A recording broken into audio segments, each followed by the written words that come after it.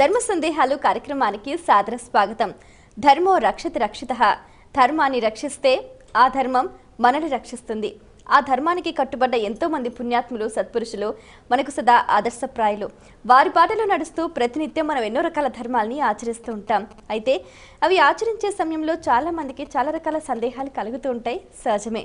ప్రేక్షకులు వాళ్ళ సందేహ నివృత్తిగా ఎంతో శ్రద్ధగా మన ఈ కార్యక్రమానికి ఉత్తరాల ద్వారా, ఈమెయిల్స్ ద్వారా రాసి పంపిస్తున్నారు. వాటన్నిటికీ శాస్త్రీయ సమాధానాలు అందించడానికి మన ముందున్నారు ప్రముఖ ఆధ్యాత్మిక యాత్రికులు, మీ అందరికీ సుపరిచితులైన డాక్టర్ కాకునూరి సూర్యనారాయణ మూర్తి గారు. వారితో మాట్లాడి మరిన్ని విషయాలు వారి మాటల్లో తెలుసుకుందాం. ఈనాటి కార్యక్రమాన్ని ప్రారంభిద్దాం. నమస్కారం అండి. నమస్కారం అమ్మా.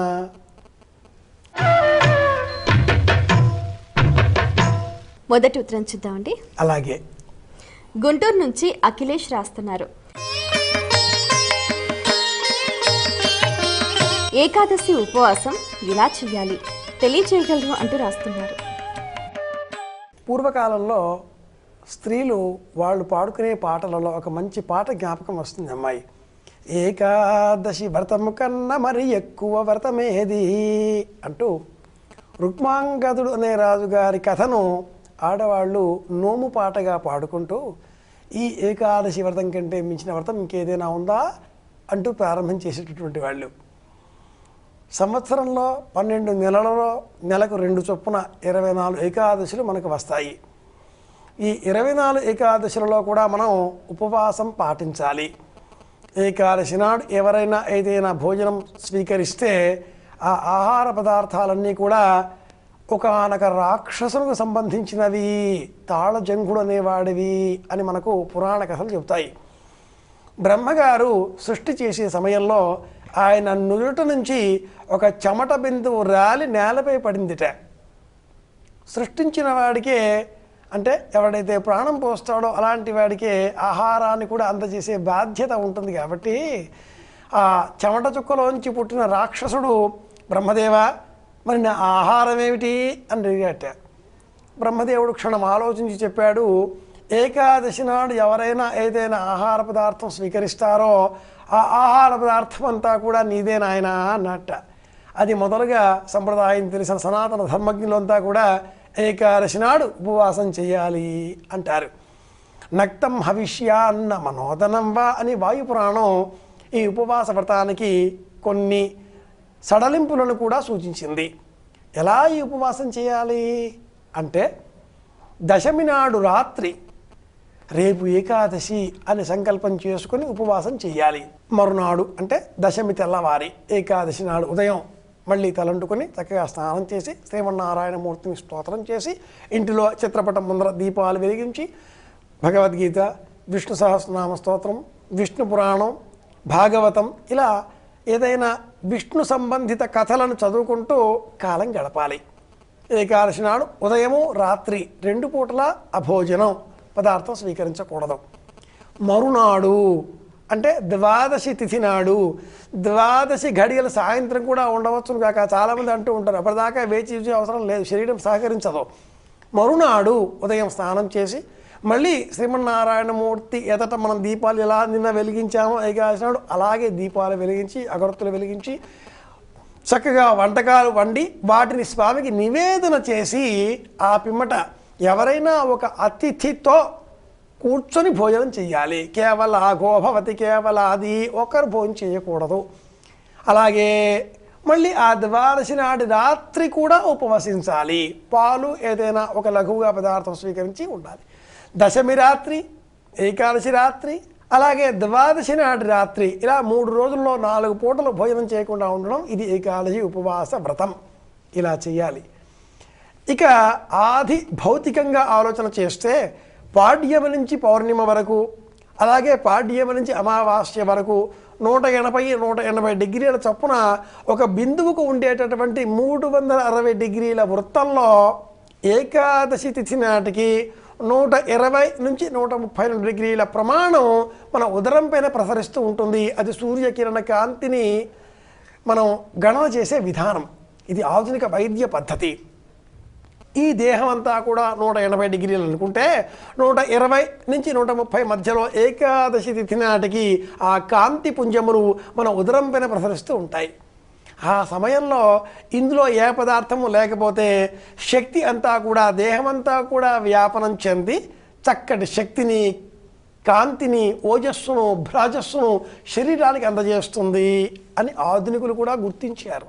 కనుక ఏకాదశి ఉపవాసం అంటే శ్రీమన్నారాయణ కథాశ్రవణం చేయడం, ఆహారం స్వీకరించకుండా ఉండడం.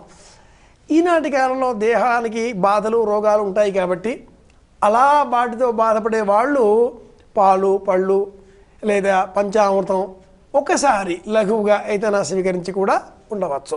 పెసరపప్పు, బియ్యము కలిపి వండిన వంటకం గంజి వార్చనది అత్యసరు, దాన్ని కూడా ఒకసారి తిని ఉపవాసం పాటించవచ్చు అని మనకు వాయుపురాణం చెబుతుంది.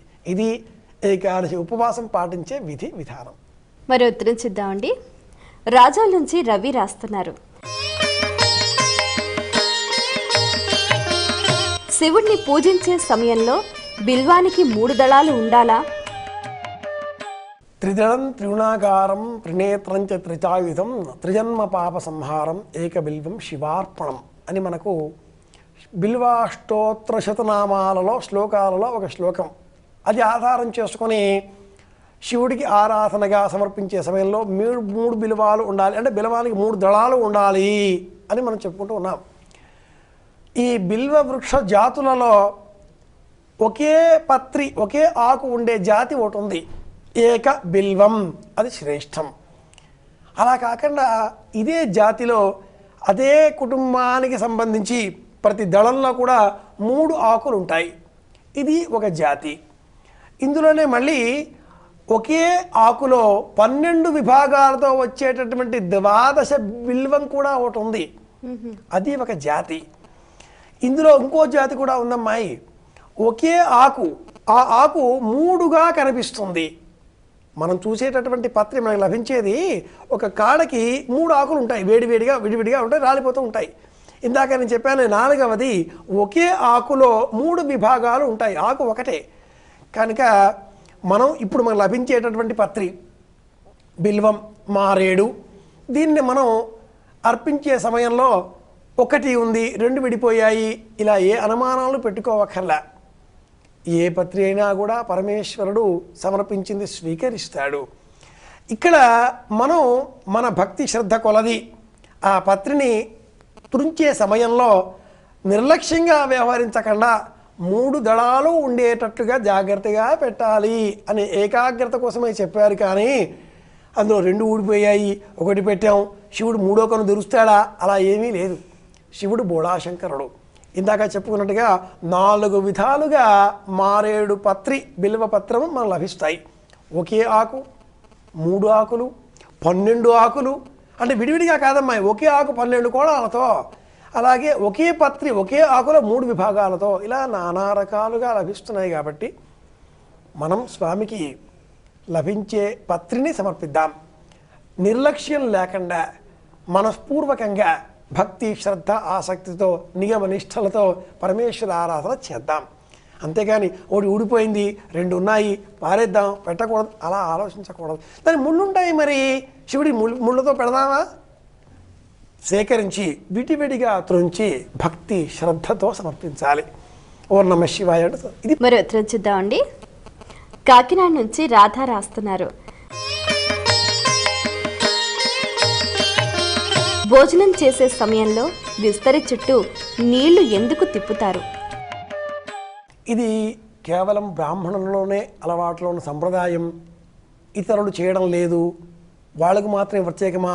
అలాంటి సందేహాలు కూడా చాలా ఉంటాయి. అందరూ చెయ్యాలి. జనులంతా కూడా ఆహారం స్వీకరించే సమయంలో భోజన పాత్ర పదార్థములన్నీ వడ్డించిన పిదప, అది విస్తరి కావచ్చు, పళ్ళెం కావచ్చు, అది అందులో ఉండే పదార్థము మనకు మాత్రమే సంబంధించింది అనే సంకల్పంతో చేతిలో నీళ్లు పుచ్చుకొని గాయత్రి మంత్రం చెప్పి భర్గో దేవస్య ధీమహి ధియో యో నః ప్రచోదయాత్ అని చెప్పి ఆ చుట్టూ కూడా నీళ్లు తిప్పుతాం. అమృతమస్తు అంటాం. అంటే ఈ పదార్థం అమృతమయం అగుగాక, అమృతోపస్తర నమసి అని చెబుతాం. ఆ పిమ్మట చేతిలో నీళ్లు పట్టుకోవాలి. ఈ నీళ్ళని ఎవరికి వాళ్ళు పోసుకోకూడదు. సంప్రదాయంలో ధర్మం వేరు, ఆచారం పాటింపుగా వచ్చింది వేరు. ఏం చేస్తున్నాం మనం అంటే, ఎవరైనా కూడా భోజనం చేసే ముందు ఆ బిస్తరి పాత్ర పైన ఇలా నీళ్లు చిలకరిస్తారు, ఆ పోషణం ఇలా చల్లుతారు. ఇది నీళ్లు ఇలా పోయడం వేరు, ఇలా చిలకరించడం వేరు. ఇలా చిలకరించాలి. ఆ పిమ్మట మరి కాసింత నీరు తీసుకొని సవ్య ప్రమాణంలో క్లాక్ వైజ్ ఆంగ్లంలో చుట్టూ తిప్పాలి. మళ్ళీ కాసింత నీరు తీసుకొని అమృతోపస్తరణమసి అని చెప్పి స్వీకరించాలి. ఈ తీసుకునే నీరు మనకై మనం తీసుకోకూడదు, ఎవరైనా వెయ్యాలి. అలా వేయకుండా మనమే తీసుకుంటే ఆ తీసుకునే పదార్థం ఆత్మపిండం అవుతుంది. ఎవరైనా భోజనం పెడితే వాళ్ళకి ఆపోషణం వేశారా అంటూ ఉంటారు. అపహ అంటే నీరు, అశనం అంటే అన్నం. అన్నానికి సంబంధించినటువంటి పవిత్రమయం చేసేటటువంటి నీరు ఎవరికి వారు తీసుకోకుండా ఎవరైనా వెయ్యాలి, ఇల్లాలు పోయాలి, ఇంకెవరన్నా వెయ్యాలి, పుచ్చుకోవాలి. ఎవడూ లేకుండా వాడే ఉన్నాడు తింటున్నాడు వాడి కర్మ కాలింది అంటారు. కనుక వాడు పోసుకోకుండా ఎవరన్నా పోయాలి. ఎవరు లేకపోతే ఏం చేస్తాం, వాడే పోసుకుంటాడు. అమృతోపస్తరణమసి తీసుకుంటాడు. ఆ పిమ్మట ప్రాణాయ స్వాహ, అపానాయ స్వాహ, వ్యానాయ స్వాహ, ఉదానాయ స్వాహ, సమానాయ స్వాహ అని 5 సార్లు ధేను ముద్ర అంటారు దీన్ని. ఉంగరం వేలు, మధ్యవేలు, బొటన వేలు, ఈ మూడింటితో 3 లేక 5 అంతకంటే ఎక్కువ మెతుకులను, నెయ్యి కలిపిన మెతుకులను ఇలా పట్టుకొని ప్రాణాయ స్వాహ నోట్లో వేసుకోవాలి. పంటికి తాకకుండా నాలిక పైన పడాలి, మెతుకులు లోనికి మింగేయాలి. ఇది లోన ఉన్నటువంటి వైశ్వానరుడు అనే పేరు గల ఆత్మశక్తికి ఆహారం అవుతుంది. ప్రాణాపాన వ్యానోదానామే శుద్ధ్యంతాం జ్యోతిరహం విరజా విపాప్మా భూయాసం అంటుంది వేదం. ఈ దేహమంతా కూడా కాంతితో ఓజస్సుతో ప్రకాశిస్తున్నది అంటే లోన ఉండేటటువంటి ఈ వైశ్వానరుడు అనే పేరు గల అగ్నిహోత్రం. అది లేకపోతే పడిపోతుంది. అలా ఉండాలి. ఇదిగో ఇలా తినాలి.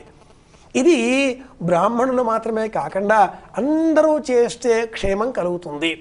మంత్రం అక్కర్లా, ఈ పదార్థం మనది అనుకోవడం, నీళ్లు తిప్పడం, నమస్కారం చేయడం, 5 స్వాహాకారాలు శబ్దాలు చెప్పకపోయినా పర్వాలేదు, 5 సార్లు అలా నోట్లో వేసుకొని నమః నమః అంటూ 5 సార్లు వేసుకొని అన్నపూర్ణే సదాపూర్ణే శంకర ప్రాణవల్లభే జ్ఞాన వైరాగ్యం భిక్షాం దేహి చ పార్వతీ జ్ఞాపకం వస్తే అనుకుందాం, లేకపోతే అన్నపూర్ణాయై నమః నెమ్మదిగా భోజనం చేయడం ప్రారంభిద్దాం.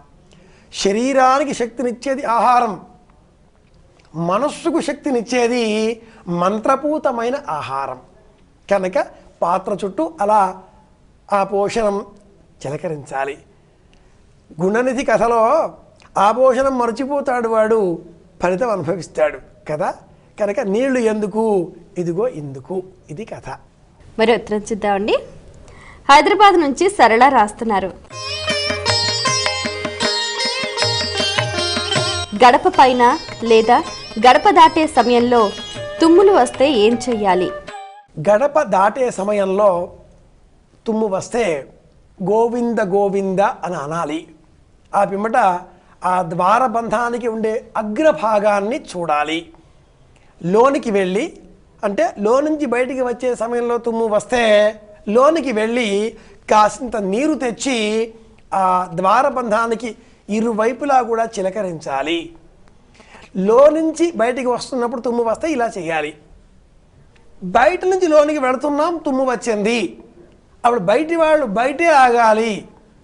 లోన ఉన్నవాళ్ళు కాసింత నీరు తీసుకువచ్చి ఆ గడపకి ఇరువైపులా కూడా చిలకరించాలి. కాసింత ఇంకా కొన్ని నీళ్లు ఆ పై భాగంలో ఉండే ద్వారబంధానికి కూడా చిలకరించాలి. ద్వారబంధం పైన మహాలక్ష్మి ఉంటుంది. ఎందుకు ఇంత కథ అంతా కూడా అంటే, తుమ్మే సమయంలో మన జీవనాడి కొన్ని సెకండ్ల పాటు ఆగిపోతుంది. 20 నుంచి 28 సెకండ్ల పాటు గుండె కొట్టుకోవడం స్తంభిస్తుంది. ఒక రకంగా ఇది మరణంతో సమానం.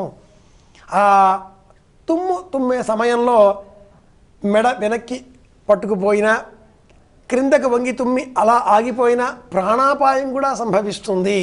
20 నుంచి 28 సెకండ్ల పాటు కనుక ఒక రకంగా మరో మృత్యువు.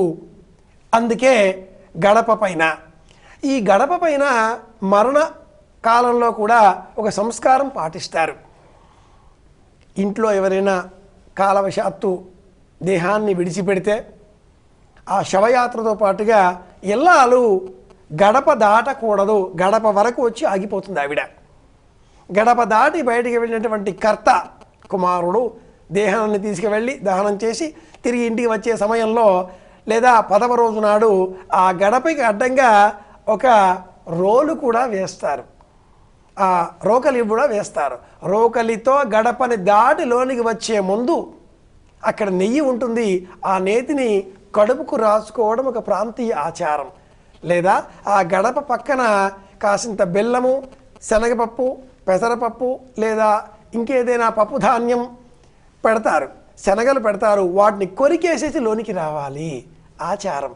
గడప శ్రీ మహాలక్ష్మి, ఇంటికి సౌభాగ్యానికి ఆనందానికి ప్రతీక. దానిని దాటే సమయంలో మనం తుమ్ము వస్తే అది అపమృత్యువు, ప్రాణాపాయాన్ని సూచించేటటువంటి ఘటన సంభవించింది. కాబట్టే ఆ సమయంలో ఇలా రాగానే శుద్ధి, గడప శుద్ధి మహాలక్ష్మి పైన ఉంటుంది. పూర్వకాలంలో ద్వారబంధానికి పైన మహాలక్ష్మి ఇరువైపులా కూడా ఏనుగు తొండములు ఇలా కలశములతో ఎత్తుపట్టుకుని ఉండగా ఉండేటటువంటి చెక్క బొమ్మని ద్వారబంధం పైన చిత్రకారుడు నాడిగా చిత్రించేవారు, లేదా వడ్రంగులు దాన్ని చెక్కేటటువంటి వారు. క్రమంగా ఆ ద్వారబంధాలు ఈనాటి కాలంలో మృగ్యమవుతున్నాయి, లోపించిపోతున్నాయి. కానీ తుమ్ము అనేది మరణానికి ప్రతీకగా సంప్రదాయం గుర్తించింది. కాబట్టి అలా వచ్చిన సమయంలో గడపని కడగాలి, ద్వారబంధాన్ని శుభ్రం చేసుకోవాలి. ఇది పాటించే అవసరం. మరి ఉత్తరం చూద్దామండి. కళ్యాణ్ హైదరాబాద్ నుంచి రాస్తున్నారు. వివాహ సమయంలో ఉంగరం తొడగటంలో ఉన్న ప్రాధాన్యత ఏమిటి తెలియజేయగలరు అంటూ రాస్తున్నారు. వివాహం అంటేనే అమ్మాయి విశేషంగా వహించడం అని అర్థం. ఏమిటి వహించడం? బాధ్యత. అమ్మాయిని అబ్బాయికి ధర్మేచ అర్థేచ కామేచ త్రియైషాః నాతి చరితవ్య అని చెబుతూ ఆ కన్యాదాత అమ్మాయి తండ్రి అబ్బాయి కాళ్ళు కడిగి అబ్బాయికి కూడా ఒక ఉంగరం అంగుళీయకం తొడిగి ఆ పిమ్మట అమ్మాయి చేతికి కూడా ఒక ఉంగరాన్ని ధరింపజేసి కామో దాత కామ ప్రతిగ్రహీత కామకం సముద్రమావిశ కామేన త్వా ప్రతిగృహ్ణామి కామైతత్తే ఏషాతే కామదక్షిణ ఉత్తానస్తువ ఆంగీ రస ప్రతిగృహ్ణాతు అని చెప్పి సాలంకృత సహిరణ్యోదక కన్యాదానమహం అని సంకల్పంతో పాటుగా సంప్రదదే అని ఆగిపోతాడు. నా మమ అని చెప్పడు.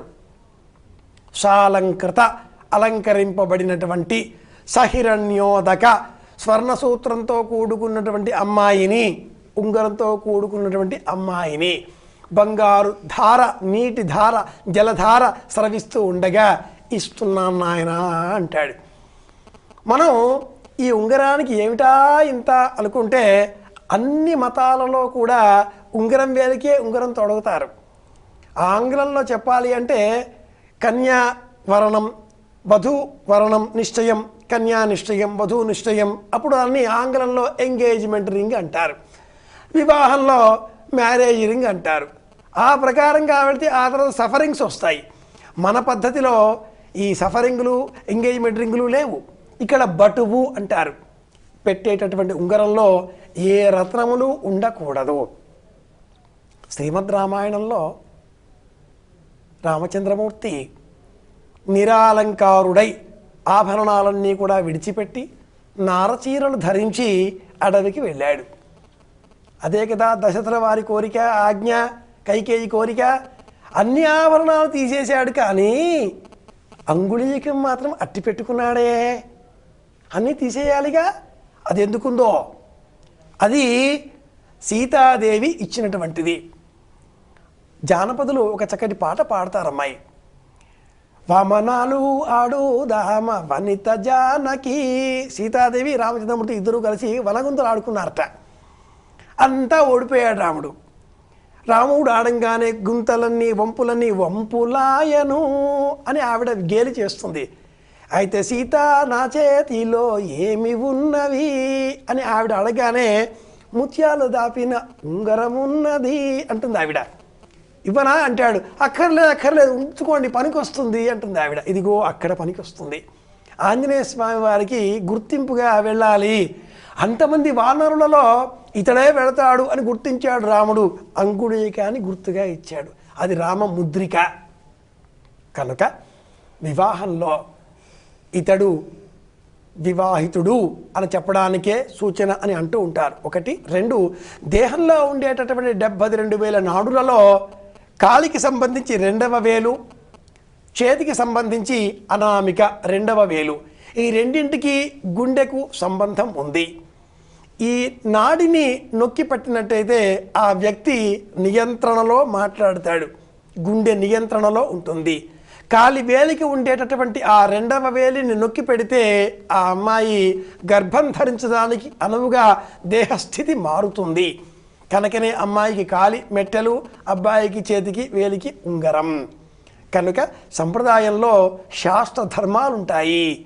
వివాహంలో అంగుళీయకం ఇందు నిమిత్తమే అని గుర్తుపెట్టుకోవాలి. చాలా సంతోషం అండి. మీ సమయాన్ని కేటాయించి మా ప్రేక్షకుల ధర్మ సందేహాలకు శాస్త్రీయ సమాధానాలు అందించినందుకు ధన్యవాదాలు. కృష్ణార్పణం. వీక్షించారు కదండి, ఇది ఇవాల్టి మన ధర్మ సందేహాలు కార్యక్రమం. మీకు కూడా ఏవైనా ఆధ్యాత్మిక ధర్మ సందేహాలు కలిగితే మా ఈ కార్యక్రమానికి మీ సందేహాల్ని క్లుప్తంగా, సూటిగా, స్పష్టంగా పోస్ట్ కార్డుపై లేదా ఈమెయిల్ ద్వారా రాసి పంపించండి. మా చిరునామా ధర్మ సందేహాలు, కేర్ ఆఫ్ భక్తి TV, road number 92, Jubilee hills, Hyderabad 5,96,000. మా ఈమెయిల్ ఐడి bhaktihyd@gmail.com. మరో కార్యక్రమంలో మళ్ళీ కలుసుకుందాం. అంతవరకు సెలవు. నమస్కారం.